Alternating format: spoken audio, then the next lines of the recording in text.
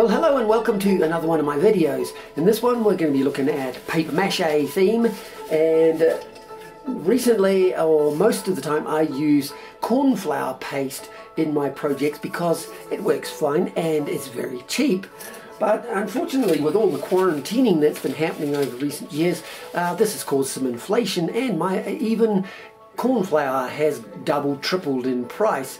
It's still very cheap and it's a definite good thing, but I went looking for an alternative and found something very interesting which is even cheaper than corn flour paste, and just as good too.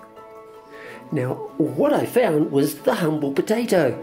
Now, you can use the whole potato, but it's best to eat the potato and just save the peelings. That's the part that you're going to rescue from going to the rubbish, and even the potatoes that didn't turn out so well. Save those, don't throw them out. We're going to put them all in the blender along with some water.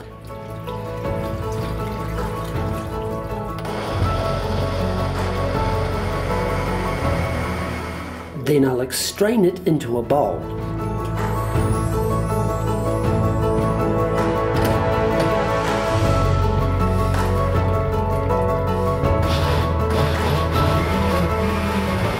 Repeat that until the pulp has lost any appearance of white. That means you've got most of the starch out.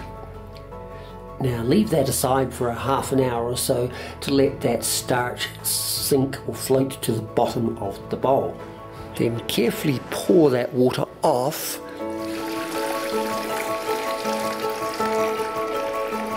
And in the bottom of the bowl you should be able to see your starch, which is a little bit mixed with some of the skin.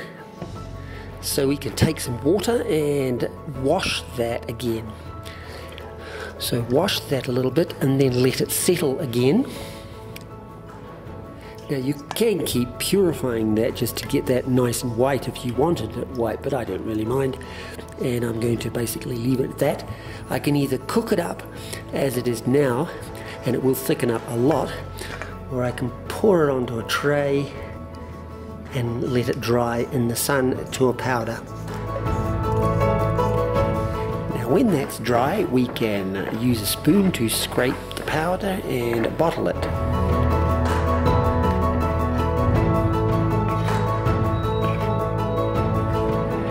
And now I can use it little by little rather than making one big pot full in a go.